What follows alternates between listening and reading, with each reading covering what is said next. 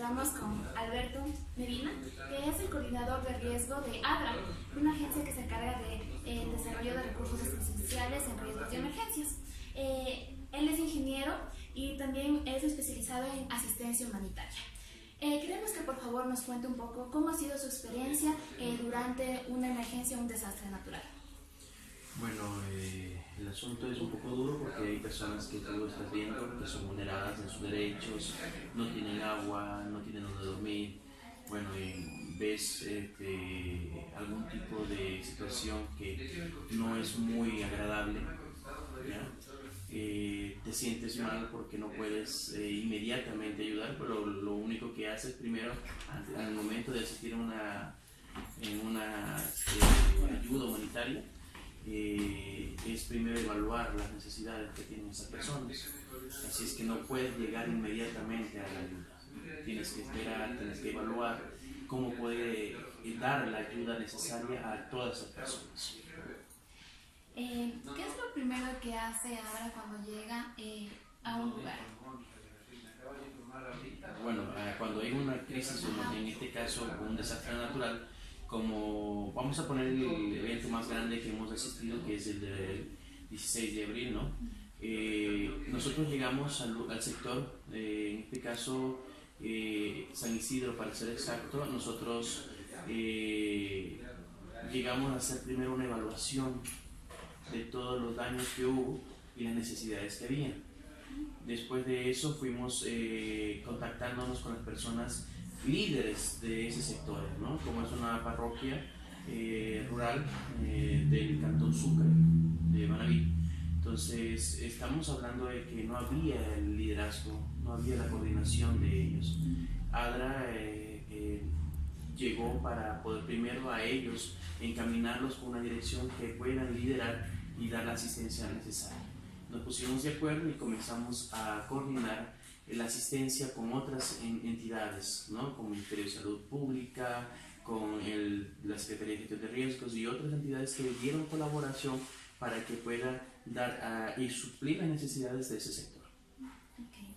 ¿Y qué fue lo que coordinaron de una manera precisa? Por ejemplo, el campamento, la comida, la asistencia de los primeros auxilios psicológicos. ¿Cómo fue esa coordinación entre ustedes y los líderes de esa región? Bueno, en el momento que nosotros llegamos se encontró un tipo de desorden en la cual tenían hasta prisionero, podríamos decir, al vicepresidente de la parroquia de San Isidro. Entonces, lo que nosotros llegamos primero a poner un poco de orden, con el acompañamiento de la policía, hicimos que lo soltaran y conversamos con toda la comunidad posible de esa parroquia y llegamos a un acuerdo que solamente iríamos a tener un solo centro de acopio y un solo punto de distribución. Aparte de eso, para poder evaluar todas las necesidades de las casas que fueron afectadas, y se le iba a entregar a cada persona por su casa, o sea que no tenía que venir caminando o tal vez recibiendo sol o afectándose a sí misma, para que nosotros podamos entregar la asistencia humanitaria y también entregarla, en este caso, hacer una evaluación de sus viviendas. ¿Y cuáles son las necesidades primordiales? En ese lugar en la cual era muy escaso el agua.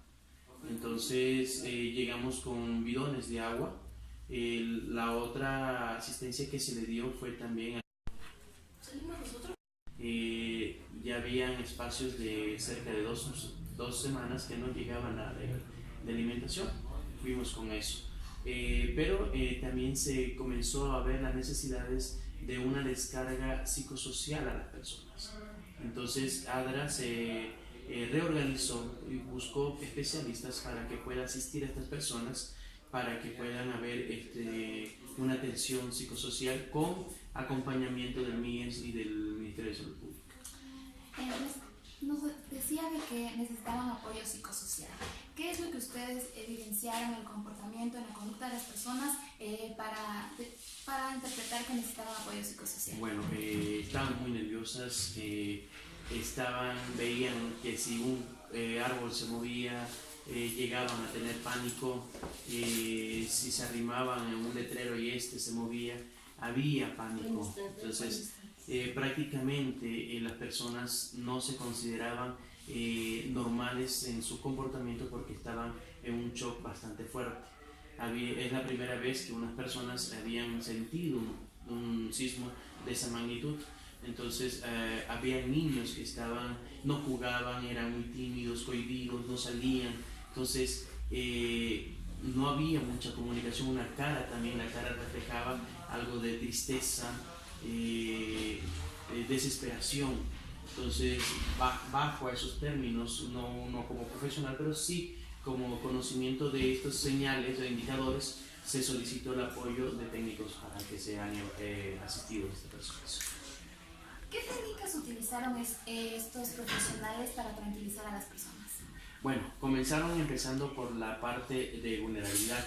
Empezamos primero por los niños, que eran las personas que más vulnerables se encontraban, y los niños, mujeres embarazadas. Nosotros trabajamos bajo ese parámetro, ¿no? Para ese indicador, que es el asunto de personas vulnerables. Y comenzamos a trabajar con los niños, con juegos, tratando de enseñarle. Buscamos a que las madres lo traigan, jugamos con ellos, espacios lúdicos, ¿no?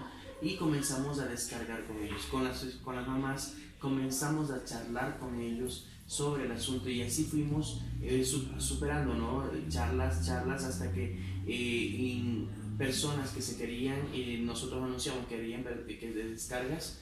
Nosotros en lo personal, en intimidad también, porque a veces hay cosas que no se lo puede decir.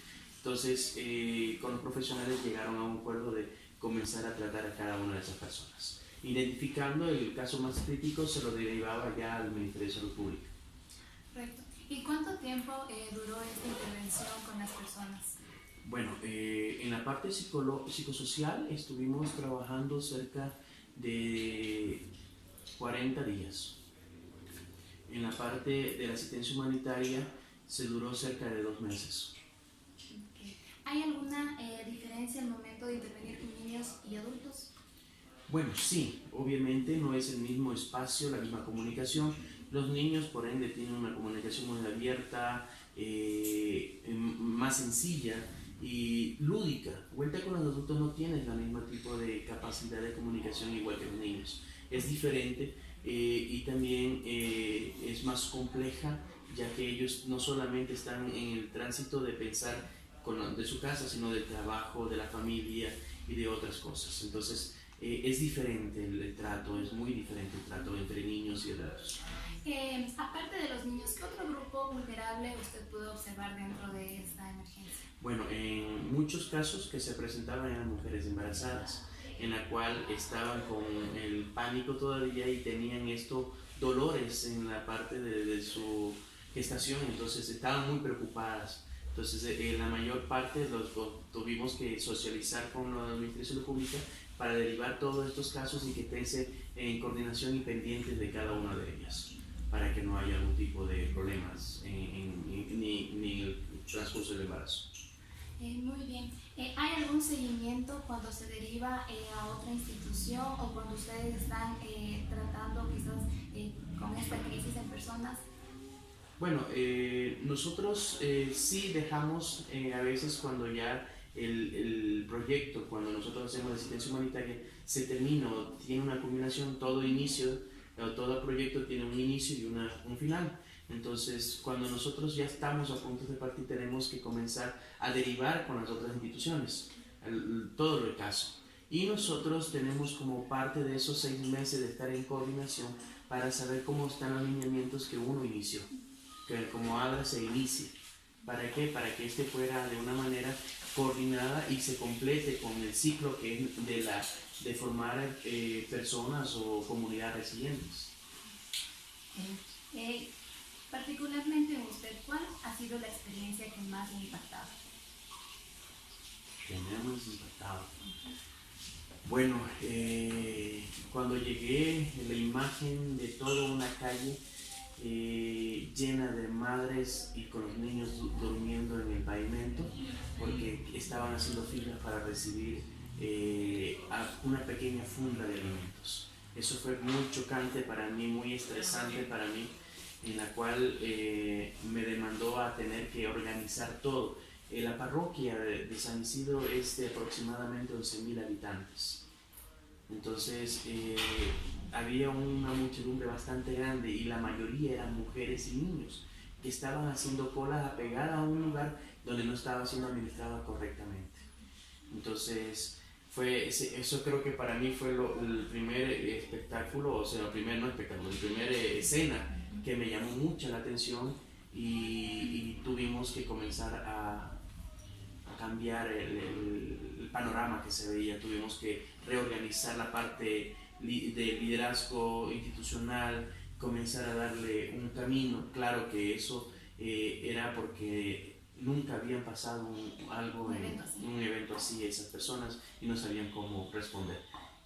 Gracias a Adra uno ya conoce, ha tenido experiencias en otros lugares, en otras asistencias, pero la que más le chocó al Ecuador porque no podía responder fue del terremoto. ¿Y qué técnicas utilizó usted para poder sobrellevar esta crisis y que no afecte su estado físico, emocional, psicológico? Bueno, en este caso había ciertos puntos, ¿no? En la primera era que había recibido una preparación para poder asistir. Entonces tenía en este caso el conocimiento necesario para poder controlar. Segundo, encomendarse, como muchos pueden decir que no, pero en este caso yo soy creyente y me encomendé mucho a Dios, en la cual me daba la certeza y la seguridad que no me iba a pasar nada. Tercero, cuando uno estaba abrumado con tantas cosas, porque Adra en ese momento fue el eje importante y el que estaba aquí, su servidor, estaba encargado de muchas cosas, entonces uno acumulaba un estrés allá, entonces prácticamente lo que hacía era llamar a una persona que nosotros tenemos indicada como parte de descarga, un técnico. Entonces no podíamos nosotros tener inmediatamente el técnico del local, no sé, en este caso del sector que está apoyando, sino un técnico externo para que no sea afectado con los mismos cargas que tengo acá. Entonces prácticamente habían descargas por medio del teléfono, en la cual eso me ayudaba bastante a poder avanzar día a día, ¿no?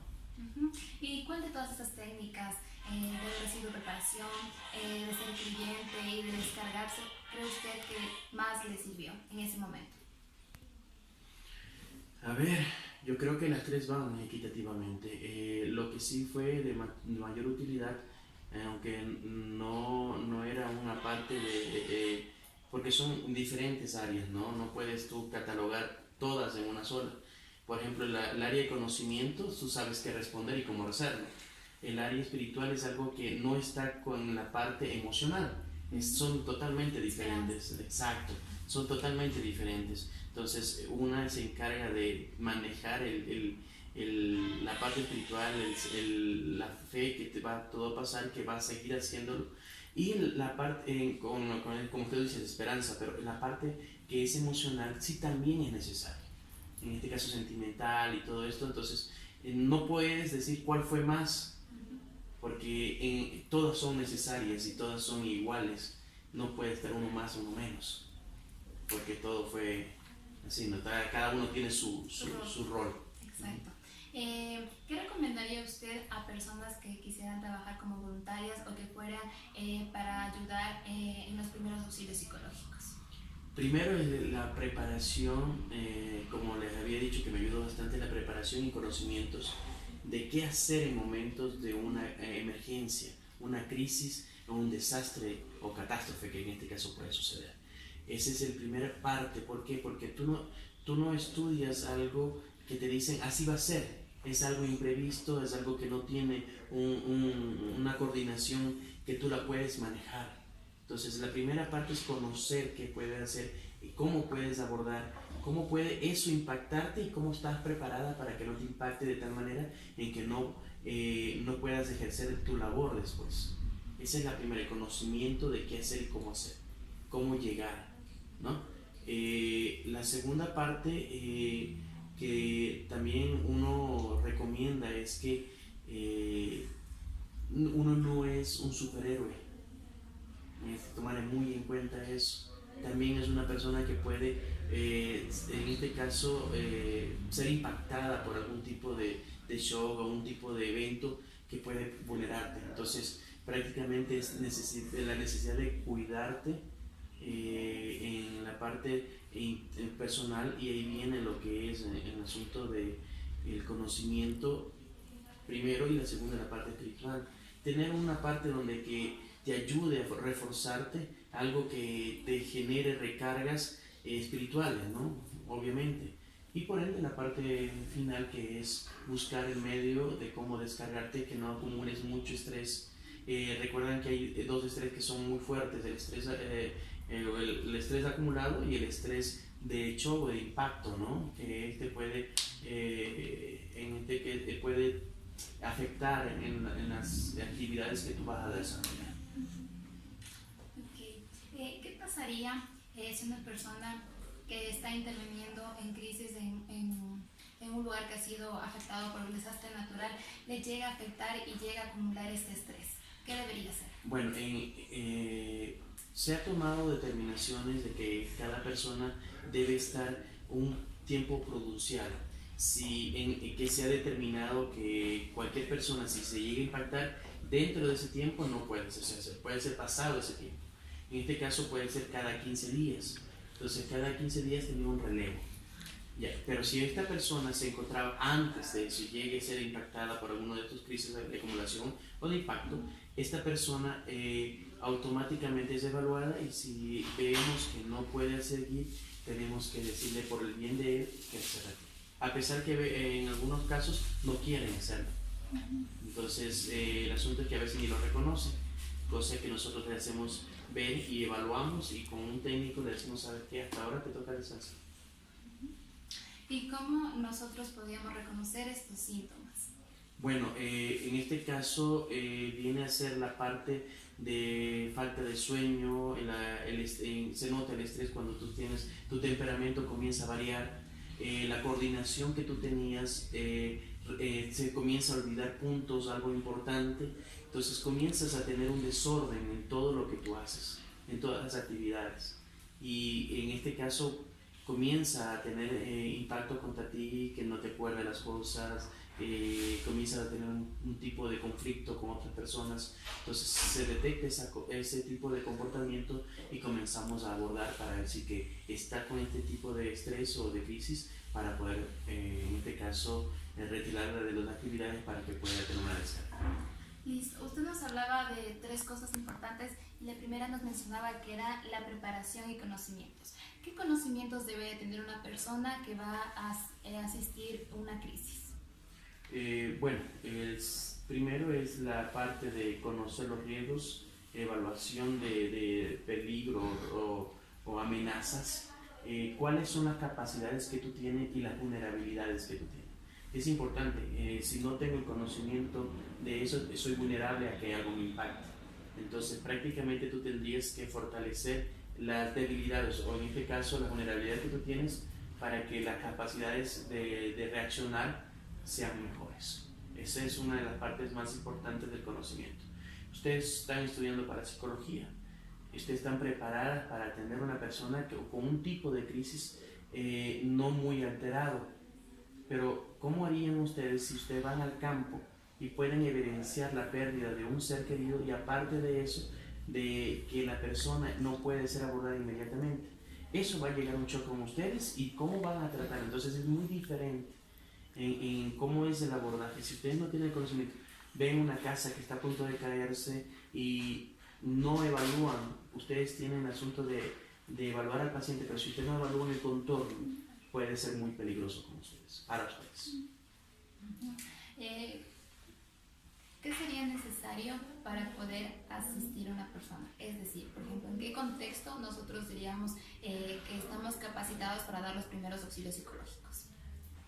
Bueno, dependiendo del evento y del impacto que ha recibido esta persona, ¿no?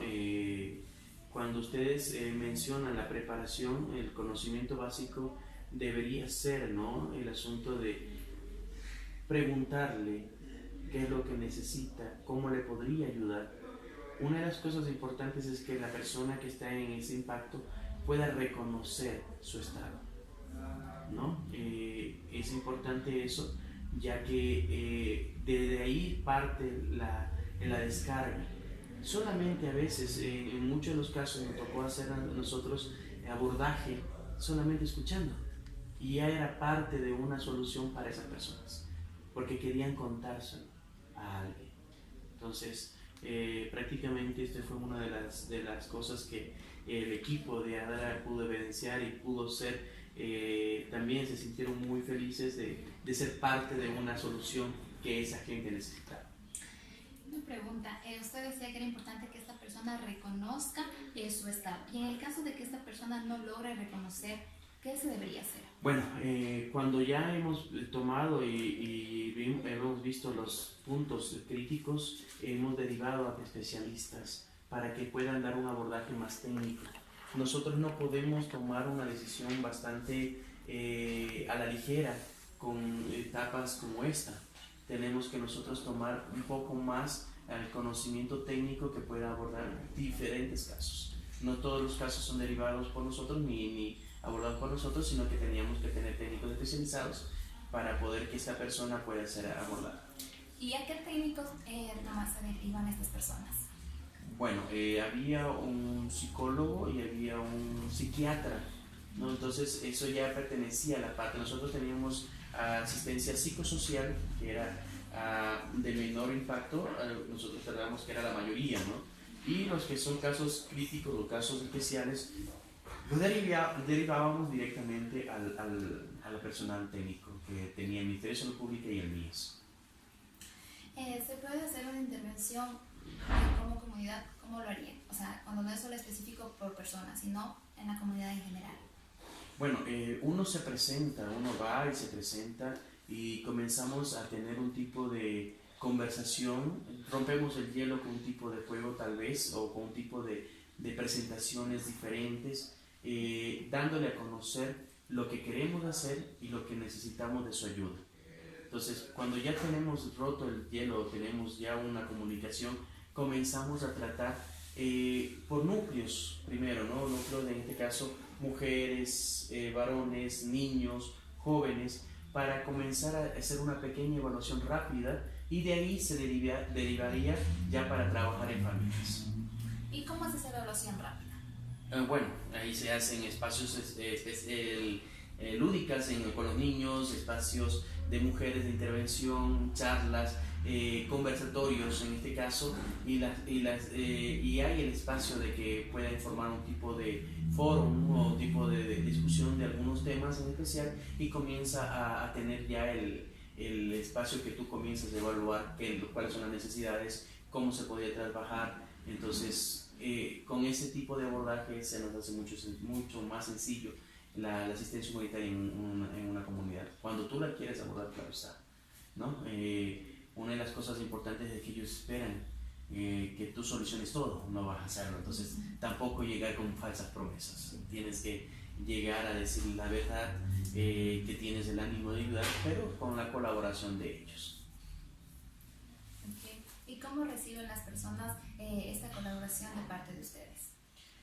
Bueno, en lo que yo he estado, todas han seguido muy bien. No hemos tenido mucha complicación.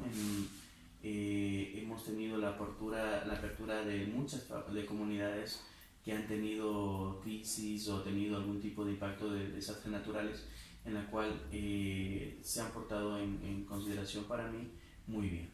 Nos abrieron las puertas, fueron muy amables. Lo más difícil es cuando nosotros nos retiramos. Ese creo que para mí una de las cosas que sí deja un sabor medio amargo, porque esas personas quieren seguir, que tú te llegues ahí con la asistencia, que sigas ahí, pero a veces no se puede. Nosotros tenemos un tiempo para la asistencia y a veces cuando nosotros nos retiramos se complica un poco. ¿Y cómo usted ha visto la evolución de estas personas cuando se ha realizado una intervención? Nosotros hacemos evaluaciones cada vez y cuando que vayamos a esos territorios, porque nos gusta verificar cómo van, el seguimiento exacto, ¿no? Entonces nos llena de alegría que esas personas lo recuerdan a uno y recuerdan las acciones, y a veces hacemos reuniones, así como le iniciamos a hacer las reuniones, con todo el grupo, con la comunidad, ellos se reúnen otra vez y nos dicen, gracias a ustedes hemos hecho esto, gracias a todo lo que la intervención tuvo un fruto. Esas personas ya son personas y cada intervención de ADRA Ecuador tiene la parte de crear una capacitación o subir las capacidades de resiliencia. Esas personas ya no van a tener el mismo impacto o no le van a tomar por sorpresa un desastre como tal que lo ya vivieron. Entonces ellos quedan ya muy preparadas, con muchos equipos a veces para poder abordar un tipo de evento como este, ¿no? ¿Y de qué manera ustedes aportan para poder elevar los niveles de resiliencia en las personas? Bueno, el primero, como te lo digo y de comienzo, es el conocimiento. De una persona, hay una frase en la cual nosotros mencionamos, que menciona, no sobrevive el más valiente ni el más fuerte, sino el mejor preparado. Entonces, si esa persona está preparada, que es lo primero, imagínate que su vulnerabilidad comienza a disminuir y comienza a elevar las capacidades, porque sabe responder.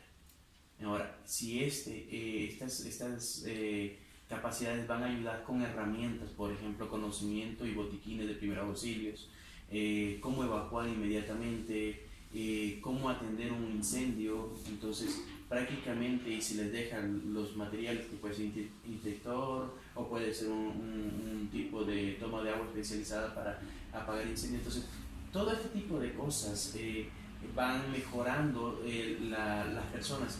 Ya no tienen el asunto de quedarse dormido. Los ecuatorianos y muchos de los latinoamericanos, cuando está sufriendo un sismo, se quedan en el mismo lugar pensando, decir, ¿qué va a pasar? Ya va a pasar. Y eso ocurre en la mayoría. Ustedes mismos pueden hacer un recuerdo de cómo pasó ustedes acá en Quito en el asunto del terremoto. Ustedes van a decir, ya va a pasar, ya va a pasar. Entonces, prácticamente es lo que no debemos hacer. Hay actitudes, hay actividades que nosotros debemos desarrollar para que ya no nos ocurra lo mismo. Por ejemplo, una de las cosas que nosotros dejamos enseñado a ella es el plan de emergencia familiar. Entonces, cada persona, cada familia, cada núcleo familiar tiene su plan, tiene su punto de encuentro, tiene su cadena de comunicación. Saben qué hacer en un momento, en un evento natural que pueda impactarles a ellos. Ahora la lección es nosotros que estamos acá lo tenemos. Las personas que no han sufrido un tipo de desastre como esto, tenemos ese tipo de capacidades. Es que es el momento de trabajar en ello. ¿Y de qué manera nosotros deberíamos de prepararnos para enfrentar una situación de estas? Empezando por ello, empezando por la parte de tener un conocimiento, ¿no?, básico de qué es el escenario, cuáles son tus amenazas, cómo minimizar ese impacto de las amenazas. Entonces, primero es el conocimiento, tener un plan de emergencia familiar, iniciando por casa, ¿no?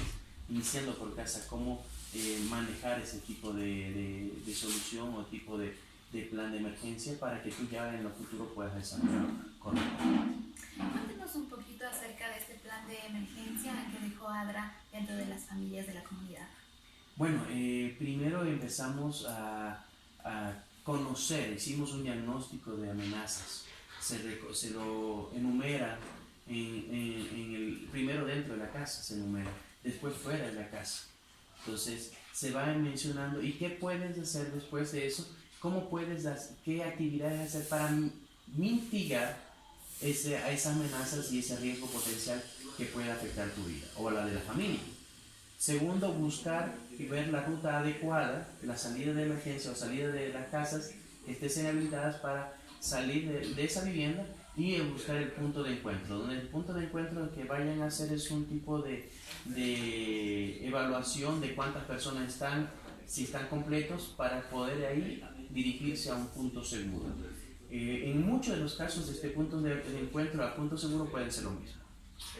¿Ya? En muchos de los casos. Hay casos que no son así. Punto de encuentro puede ser inmediatamente el bordillo de la acera de la calle y de ahí dirigirse directamente a la parque, bueno, donde haya puesto el punto de más seguro.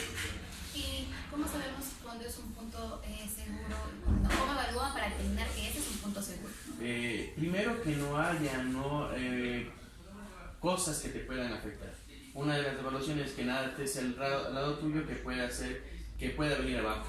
Segundo, que no haya cables. Tercero, que no haya, en este caso, paredes que puedan ser colapsadas con los movimientos. Entonces, buscar un lugar despejado prácticamente y que no tenga un impacto, que esté fuera. También a veces el tránsito puede ser una cosa que puede impactar.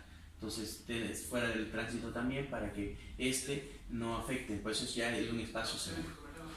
Para finalizar, quisiera que por favor nos ayude con alguna recomendación que usted nos daría a personas que quisiéramos intervenir en una crisis. Quisiéramos trabajar y dar los primeros auxilios psicológicos a unas personas que están en ansiedad, que muestran estos síntomas después de haber vivido un evento de desastre natural. Bueno, para los técnicos que van a ser ustedes o las personas que van en este caso a querer abordar, primero es tratar de que su vida no esté en riesgo. Manejar los riesgos potenciales para su intervención. Es la primera cosa. Si usted no puede exponerse, ya que ya no sería solamente una persona que necesitaría asistencia, sino serían dos. Entonces, si no puedes manejar los riesgos, no es aconsejable que vayas. Primero, manejar tu reconocer. Comparte el conocimiento de una intervención en un evento de magnitud de desastre natural. Primero debes conocer cómo manejar los riesgos que tú tienes. El segundo es manejar una muy buena actitud.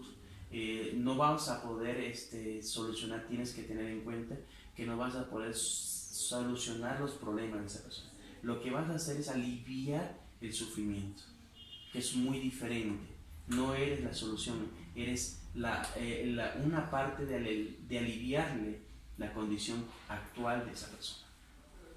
Entonces eso tienes que tener en cuenta. Hay muchas personas que demoran en hacer una descarga, en ser abordada. Entonces tienes que tener en ese caso el conocimiento en sí, que no eres parte que no eres la solución inmediata, eres parte de la solución pero a largo plazo. Vas a aliviar el sufrimiento de una persona que lo ha perdido todo, que ha sido impactada por un evento natural. Bueno, muchísimas gracias por su aporte, que de seguro nos sirve mucho para nuestro conocimiento y que podamos nosotros también aprender de lo que usted nos ha dicho y también aplicarlo cuando nos toque enfrentar alguna situación de estas.